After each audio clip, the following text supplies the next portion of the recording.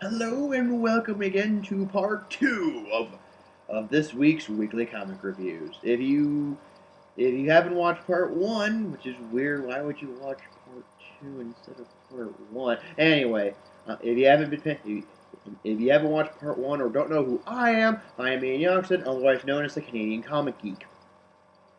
Yeah, no, and again, if you have noticed, I apologize for the lighting here. It's just yeah, I live in Canada here. It's already starting to snow like hell already. I'm not making a Canada joke, a Canadian joke here. It's really getting to the point where it's snowing like balls. Anyway, instead of just talking about crappy weather here up here in Canada, we're going to go to the remaining six other issues you can probably easily walk into, or they're just that good you can easily walk in and already have a clue what's going on. Now, starting off the bat, and this is one of my personal favorites because I love the series.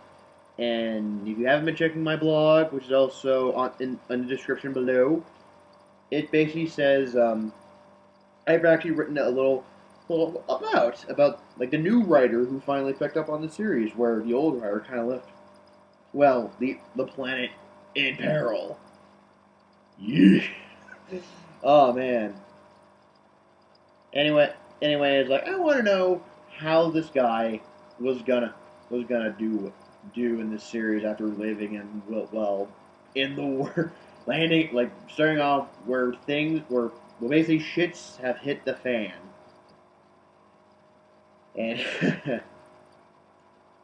and actually it's not bad. It actually makes things really exciting and also can confirm something I've only talked or wrote about. The issue is issue 17 of Earth 2. And man, just look at this cover. It looks freaking amazing. Shows, well, it's like, yeah, only a dark knight can save them. Yeah, this is not Bruce Wayne Batman. This is a new, mysterious Batman for Earth 2, whose actual costume doesn't look bad. But it makes me interested to see how he do things. And if you've read, like, if you're a fan of Earth 2 or have been reading the series, you can probably see how he did so far with the very limited appearances he has made. Yeah. Anyway, I should say who the new writer is. The writer is basically he's sorry, I'm gonna reread this. Sorry, is Tom Taylor. And if you don't remember Tom Taylor, well, I will give you one series he's well known for currently. He is well known for writing the prequel series, which is a webcomic, but like you get, it's like one like it's a well not a webcomic. Sorry, it's a digital comic that in a few months gets reprinted in physical form as a series. No, like which is basically a tie-in to the video game fighting franchise Injustice, where basically it shows how Superman snaps and finally becomes the dictator of the world, and things just get worse and worse from there. No, not story-wise. I mean for the characters to get things worse and worse for them. And man, it somewhat kind of feels like that. Well, for one, he's kind of doing the same thing, which is basically showing evil Superman. And I should clarify, it's basically near the end of the last issue of Earth 2, there was a character called Brutal, or Brutal, with the two A's. Ugh, that's weird. Who basically he and a few others were like the remaining forces of Darkseid, who now work under one of his generals called Steppenwolf, who ran at this small country, kind of Doctor Doom-like style when you think about it. Anyway, and by the end of it, you find out Brutal is Superman, and he kills Steppenwolf, and through that, the country blows up. Okay, yeah, sorry for spoiling that for you. Yeah, well, basically, if you kill a god, there's gotta be huge repercussions. So now there's this huge fiery scar on the planet that you can see from space. But yeah, uh, but yeah, you get to see evil Superman being evil, being evil, which is actually nothing new. Because I've been reading a few stories where it shows like, oh, it's a Superman-like character, but he's totally evil, or he's so like, basically he's like like he's been so hurt and through his life, like why didn't he turn evil sooner? And this is kind of interesting because you see like you just like the younger versions of favorite Golden Age characters. Like we don't know what happened to Green Lantern. You see, like Doctor Fate very much is going. It is pretty much a like you can only use his magic to try and stop him, which doesn't exactly work well. You have to read to find out how that goes. And and actually confirm what I've wrote in my blog, which is basically because Greg Pak spoiled it for everyone. It's like he spoiled it for everyone. For Earth 2 fans who picked up the first 4 issues of the Batman Superman story, where where Superman and Batman meet and team up for the first time at the same time teaming up with the Earth 2 versions of themselves. Which he explained that like most of Earth's criminals are basically cryogenically frozen in a prison, kind of like Demolition Man when you think about it. But so yeah, they get reintroduced, and you can tell from silhouettes who's who somewhat. Like the first like only 3 characters I can easily confirm without a shadow of a doubt. I think I saw Dr. Polaris, Killer Croc, and the Joker. And that looks and just seeing what happens next it makes me want to buy like I'm like, oh I can't wait for next month's issue because it does seem that exciting. Also, the Red Tornado robot finally gets a personality. She's not just a robot. Yeah, Red Tornado's a woman now. Not just a female version of itself, but Red Tornado is now Lois Lane. Yeah, I don't mean to spoil that for you, but that's kind of in the that's like it's in the previews. If you actually look up like Earth 2 issue 17 preview, and it's like you find out that to make you want to buy it, yeah, Lois Lane is who was once dead is now a robot with superpowers. Man, there's a lot of comics recently of Lois Lane becoming a superhero. Weird. But yeah, so Red Tornado is Lois Lane in the new Earth 2 Batman, who what he does in the comic is really exciting. And there's an evil Superman that seems like who has similar powers to Darkseid. I say that because his heat vision kind of acts like Darkseid's Omega beams, which basically they go zigzag after they come right out of his eyes. It's like I'm like oh, how is he able to do that? But it's like it's really dark, and I'm just noticing this now. Like, man, they're really making series dark. Like Evangelion dark, where it seems like there's hardly any hope to fight the bad guys, you know? It's weird. So yeah, Earth 2, issue 17. Yeah, like the opening part, you might be a little bit lost because it picks up where the Earth was horribly doomed. But it's not bad, and yeah, it would have been nice to have like a little like previously on the last issue, and it explained what's going on, so people wouldn't get entirely lost. But yeah, this is actually quite fun, and I really hope to see what happens next, and see what the new writer shows for us. Alright, next up, and yeah, again, there's a lot of DC comics. And you're just bombarding, man, DC, you're just bombarding me with stuff I can walk into now, aren't you? Alright, next issue is Green Lantern, issue 25. Again, because of New 52, most of the numbers are now the same. And from the cover, looks amazing. I like the artwork for this. It kind of reminds me of the Green Lantern animated series, because it was just Hal Jordan and Kilowog, like basically traveling through space and stopping bad guys.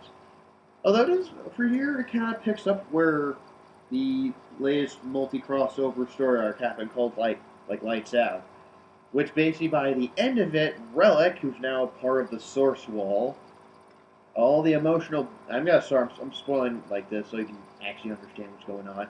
All the emotional beings like Ion of willpower and the entity of life are now gone. They're dead. All except for Parallax, who's now part of Sinestro. But they sacrificed themselves because apparently what Relic was doing was actually true. And basically the truth is that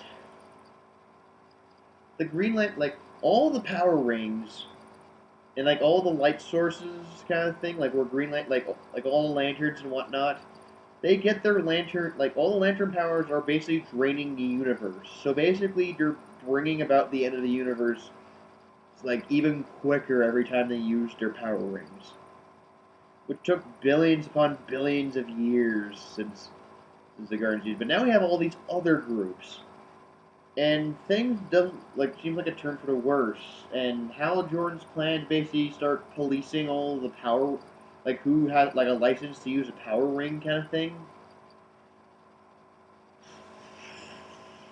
He seems like he's turning into he's turning into Cyclops from X-Men. I know not a lot of people like the character. It's basically ever since one thing happens that basically shows these are dark times for the team, and basically what he does seems like he's becoming something he hates. Like he's starting to become he sounds like he's trying to pull his idea, and it's his new idea is the whole policing the whole power ring thing instead of just policing what they usually have done previously as Green Lanterns. Seems like he's becoming darker and darker. I really hope this thing become a schism, so we have two Green Lantern teams, one led by Hal Jordan, one led by John Stewart, which actually would be cool seeing a John Stewart led Green Lantern team. That actually would be awesome. Now that I think about it. So basically, yeah, he's starting to get darker. Things are getting a turn for the worse, kind of thing. I think because now they know apparently their power source isn't as unlimited as they thought it was. It's very limited. And also, and also their new headquarters is now Mogo, the Green Lantern planet, the living planet that became a Green Lantern, which actually makes a lot more sense for Green Lantern home to look like now, because it says this is where Green Lanterns live now. What's up? But yeah, it's not bad, but it's kind of dark. Like certain animes I can think of, like Evangelion, and the one that my friend recently got me introduced called Modoka Magica. Can't remember the first few words because it's Japanese, but no, yeah, it's it shows these are heroes, but there's this dark twist or dark secret that's basically our powers are actually ruining is basically bringing bringing the death of the universe even closer, and that's really dark. And I don't know if that might intrigue fans or turn them away from Green Lantern, but who knows? Although good news is they do pick themselves up, pick up where they kind of left off with their Green Lantern duties now that Relic has been dealt with, mainly being that they try to hunt down the criminal who became a Star Sapphire, and it's actually an interesting fight because now they're trying to be more conservative with their powers. Now it's just wow. And yeah, it's actually quite intriguing. And if you are interested in seeing where the Green Lantern Corps goes next, now that they now realize that their powers are limited and that basically how Jordan might take a darker turn or might become a villain again. Yeah, pick this up. It seems like a good starting point right there. Okay, next, and I had a good laugh reading this. Because this is so goofy. Not goofy to Disney character. I mean, this is a wacky story to me. And it seems like a good turn because there's been a lot of comics where saying certain Marvel character kills the Marvel universe, like the Punisher or Deadpool. It's kind of a nice change seeing someone save the Marvel Universe. The issue I'm talking about is issue 1 of Longshot saves the Marvel Universe. And just looking at this totally screams 80s. Like, look, even the logo here has even the Marvel Universe logo has an 80s look. That's hilarious. So basically, all you need to know is basically something goes wrong with a villain that somewhat screams Doctor Who. Like, yeah, he looks like a Doctor Who villain. It's very weird. Is basically he's off to do something, and apparently it's up to Longshot to basically save the universe from utter destruction. That's all I have to say because everything else is really goofy. Like, well, besides Longshot's powers, which is luck based, basically he has to be really lucky. Also, the fact that the bad guy is trying to kill off people who are lucky, which makes sense how, but whatever. And also seeing Reed Richards and Tony Stark as truckers. Why are they truckers? Well, you're gonna have to read to find that out because it's actually quite hilarious. All in all, if you want to see like a wacky tale, like for a first issue, it's pretty like wacky and goofy, and it actually seems like an interesting like a startup for a miniseries. Yeah, Longshot saves the Marvel Universe. Issue 1 is actually quite a fun read. In case you do like the whole wacky and goofiness. All right, next, and this is a DC comic that does not have the number 25. uh, and it's personally one of my other personal favorite series that came out of DC. From the Tyrannus of Sin and also a tie-in to Forever Evil, we have issue 13 of the Phantom Stranger. And as you can see, this cover looks interesting already. He's trying to kill the Question with the Spear of Destiny. And the Spear of Destiny is like a holy relic, basically. And I kind of like how this goes, because due to the new 52, the new 52 verse kind of thing, shows that, Phantom Stranger, The Question, and Pandora are basically are three people who basically plunged the world into darker times because of their sin. For Pandora, it was Pandora's box. And Phantom Stranger, he was Judas who betrayed Jesus for 30 pieces of silver. The Question, we don't know. No, he doesn't even know. Which actually makes him an interesting villain. Yeah, The Question as an antagonist. A really good antagonist. Who knew? Like, he has more supernatural powers. Like, whenever he disappears in smoke, it leaves, like, a question mark. Which, somehow, that dark kind of goofiness works. And basically, you just, it does pick up where another issue I've told about, happened. And basically, kind of picks up from there, but you can easily tell what's going on. And basically, Phantom Stranger, trying to clean up loose ends, basically wants to know why the Question is doing what he's doing. And it actually is a very good story, trying to understand the Question in a sense. And what eventually leads to sounds like a prequel to the multi-crossover that's also happening, which is also another tie-in to Forever Evil called The Blight, which is basically a Justice League Dark kind of story, which is basically John Constantine forms the new Justice League Dark. And I'm kind of excited because it has the Trinity of Sin as some of its new recruits. And somehow that just seems like a really good idea to do. So yeah, if you want to see a good story that leads into the Blight crossover, but also at the same time want to see more about the Question, this is actually a really good read.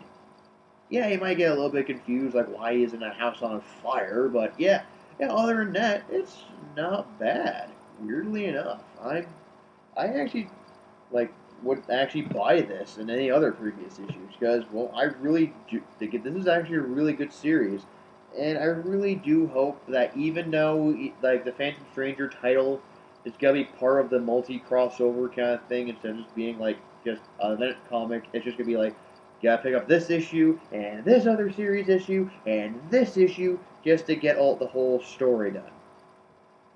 Which if I do end up like what I really do kind of hope is like it does connect the story, but at the same time it could stand alone as its own story. Man, that would be awesome to have this kid. All right, I'm talking too long here. Let's move on to our next issue, which is Quantum and Woody, issue 5. Which the previous 4 issues of Quantum and Woody is basically that their fraternal brother, like okay, sorry, their brothers. Well, one was adopted because that makes total sense when you start reading it. Have basically they have gotten back together because of their dad's death, which also ends up having superpowers, which they now have to live together to basically, or because if they don't clang the bracelets on their arms once every 24 hours, their atoms get scattered and they die. Yeah, that's kind of a dark twist, but kind of works because they're best known for as the worst superheroes ever. And weirdly enough, as a story arc that continue, like that shows like what happens next after they deal with their first supervillain, and now that they have powers and whatnot, actually not bad. Yeah, we have Quantum, who's basically the guy who has more responsibility and is once a former soldier, and like he can't like he's trying to cut it out because of Woody. He has the whole concept of trying to be a superhero stuck in his head, so he does wear a costume, which actually looks amazing, by the way. And he doesn't quite do a good job. Like, what he thought was an abandoned warehouse where the villains are, nope, turns out, nightclub. While Woody, who, well, that's actually his name, he doesn't call him that. He doesn't give him a name, he doesn't wear a costume because he thinks it's stupid. He actually does find bad guys. And he is the most irresponsible man I've ever seen.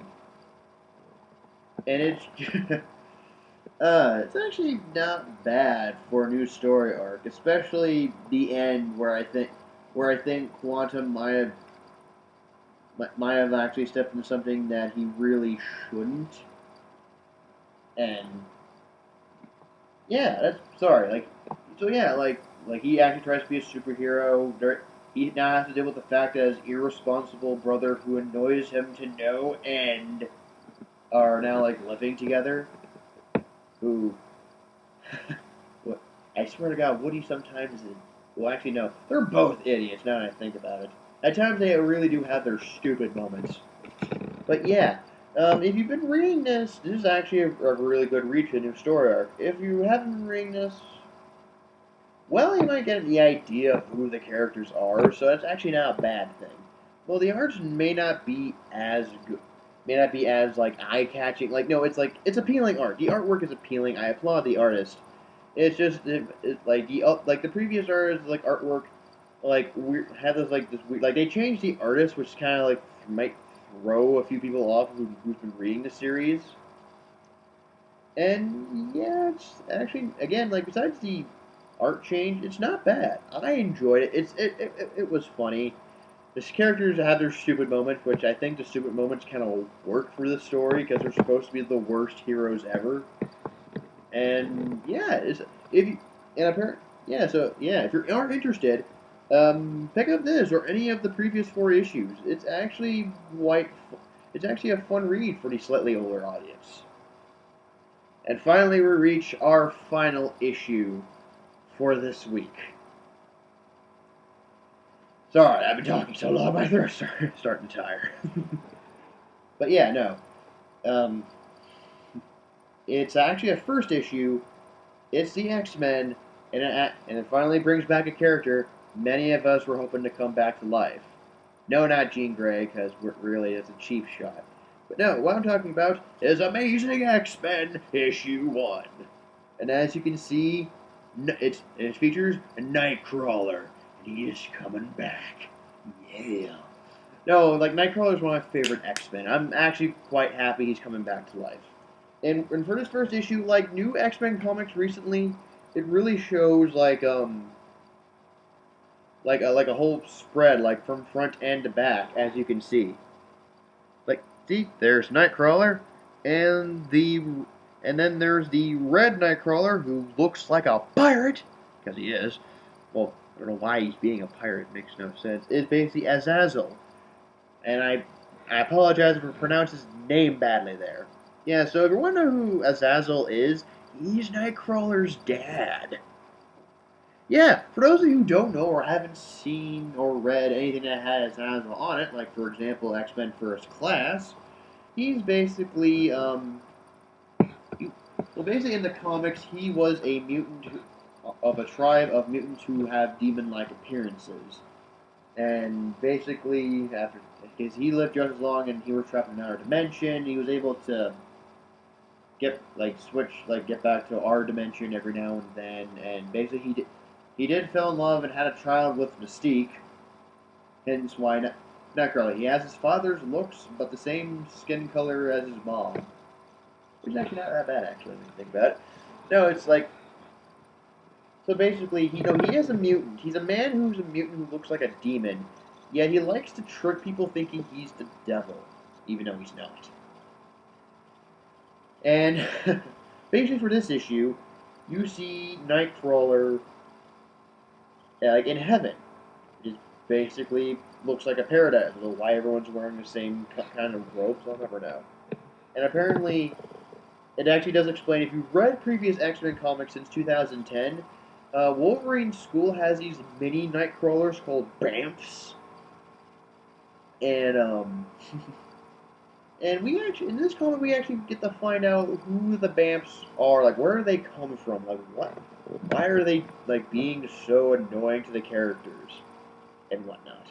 And it actually does explain why, because, like, apparently, Nightcrawler, who, well, he misses his friends and wants help because, well, his dad, Azazel, dressed as a pirate, which I don't know why he does that, is basically taking over heaven.